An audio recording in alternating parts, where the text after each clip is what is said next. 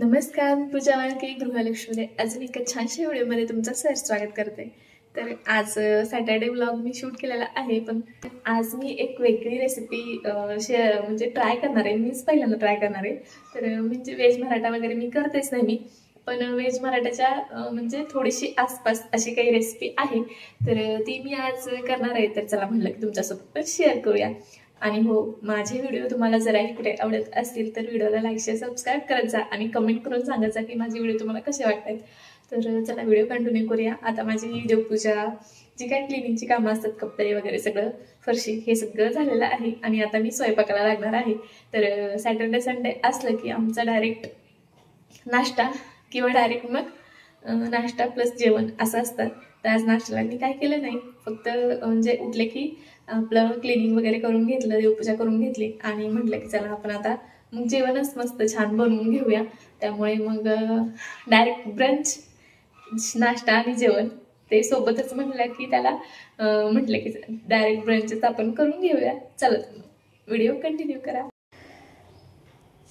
तर इथं मी अर्धा कोबी घेतलाय आणि माझ्याकडे 2-3 गाजर होते आणि 2 मिरच्या घेतल्यात, लसूण आलं पण घेतलंय।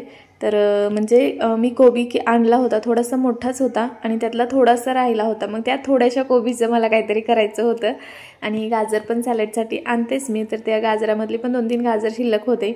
तर इथं मी ढोबळी मिरची असली असती ना तरी पण मी यात ढोबळी मिरची पण टाकली असती।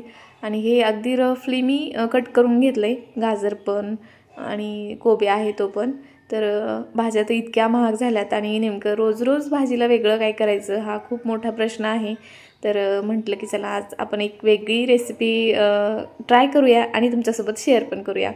तर माझ्याकडे काही ते चॉपर असतं ना, ते नाही आहे, त्यामुळं मग मी असं रफली कट करून घेतलं आणि मिक्सरच्या भांड्यात टाकून दिलं। आता एकदम बारीक असं ते म्हणजे छान होतं मिक्सरच्या भांड्यामध्ये पण। तर असं झालेलं आहे आणि त्यात मग मी अगदी अर्धी वाटी बेसन टाकलं, अर्धी वाटी मैदा टाकला आणि माझ्याकडे ना तांदळाचं म्हणजे जी भाजणीचं पीठ असतं ना, तर ते पीठ होतं, ते पण मी टाकलं। तर तुमच्याकडे भाजणीचं पीठ वगैरे नसेल तर मैदा, बेसन आणि कॉर्नफ्लॉवर टाकलं ना तरी चालेल। खूप म्हणजे खूप टेस्टी अशी भाजी झाली होती।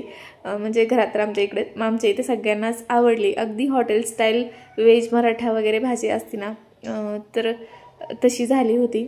आणि म्हणजे असं भाजीला काही नसेल ना तर असं आपण काहीतरी आयडिया करून भाजी करतो वेगळी काहीतरी। आणि आमच्या इथे सॅटर्डे संडे असला की वेगळं काहीतरी करावं लागतं। तर हा मी व्हिडिओ सॅटर्डेला शूट केलेला होता, त्यामुळे मग म्हटलं की चला आपण अशीच भाजी करूया। आणि जे काही भाजणीचं पीठ होतं ना, त्यामुळे त्या भाजीला अगदी वेगळीच अशी टेस्ट आली होती। तर मी जास्त काही टाकलं नाही यात, चवीपुरतं मीठ, हिरवी मिरची तर मी टाकलीच होती आणि थोडीशी हळद वगैरे टाकून घेतली। थोडंसं लाल तिखट टाकून घेतलं यात मी आणि जी काही कसुरी मेथी असते ती पण अशी थोडीशी चोळून हातावर अशी टाकून घेतली। कसुरी मेथी जर भाजीत टाकली ना खरंच खूप छान अशी टेस्ट येते। जी काही आपण पनीरची भाजी, हॉटेल स्टाईल काही कोणती भाजी करत असू ना तर त्यात कसुरी मेथी नक्की म्हणजे तुम्ही पण वापरत जा, खूप टेस्ट येते म्हणजे कसुरी मेथी टाकल्याने।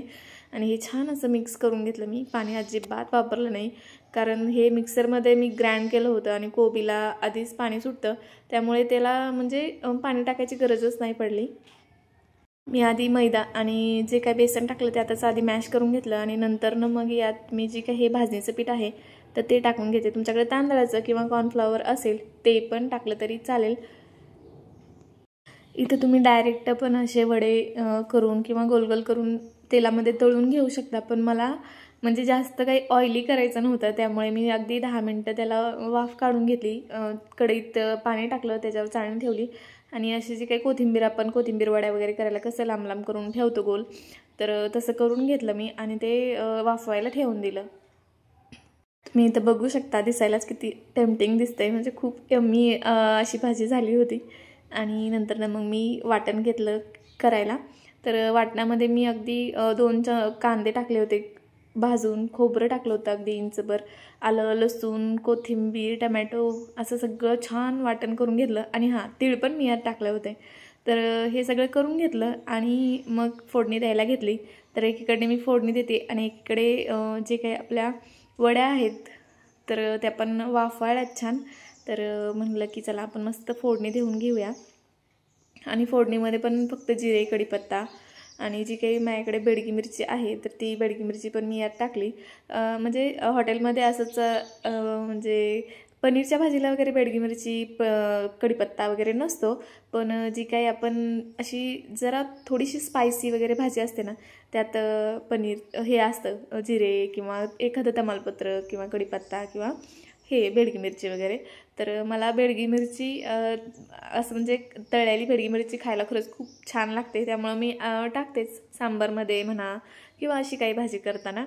तर तुम्ही पण नक्की ट्राय करा. तर इथं मी हे कढीपत्ता आणि बेडगी मिरची दोन्ही पण एकदाच टाकून घेते आणि मग झाकण ठेवते. खूप उडतं सगळीकडं, मग ते खूप तेलकट तेलकट होतं. आणि तुम्ही बघितलंच आत्ता की मी स्वयंपाक करता करताच पुसून घेते गॅस. असं सगळ्यांच लेडीजचं असतं की घाण झालेलं नाही आवडत आपल्याला, की स्वच्छ स्वयंपाक करताना पण असं स्वच्छ नीटनेटकं वाटलं पाहिजे. त्यामुळं मग कढीपत्त्याची फोडणी दिली की मी पहिले झाकून ठेवते. पण झालं काय, तर मी वाटण वाटलं होतं ना तर ते खूप जास्त वाटण होतं आणि ते मी तेलात टाकायला गेले तर तेल खूप गरम होतं, त्यामुळे जो काही पसारा व्हायचा तो झालाच. असं परत मी पुसून काढलं आणि छान अशी ग्रेव्ही मस्त शिजू दिली ही. आणि यात बेसिक फक्त मसाले टाकले होते मी, लाल तिखट, किचन किंग मसाला वगैरे आणि हळद वगैरे, बाकी काही टाकलं नाही एवढं. आणि काळं तिखट पण टाकलं होतं थोडंसं. तर पनीरची भाजी करताना मी फक्त किचन किंग मसाला, लाल तिखट, हळद टाकते. पण अशी काही भाजी करायची असेल तर काळं तिखट पण म्हणजे टाकते मी. जो काही किचन किंग मसाला आहे ना तो आपण सगळ्या भाज्यांना वापरू शकतो आणि म्हणजे त्याची टेस्ट पण खूप छान आहे. म्हणजे भाजीत जर किचन किंग मसाला टाकला तर भाजीची टेस्ट खूप छान लागते. आपण पनीर मसाला किंवा दुसरा कोणता मसाला यूज करण्यापेक्षा, आपण सब्जी मसाला पण यूज करतो, तर तो मसाला यूज करण्यापेक्षा किचन किंग मसाला खरंच खूप छान आहे. त्यामुळे मी बऱ्यापैकी तोच वापरते.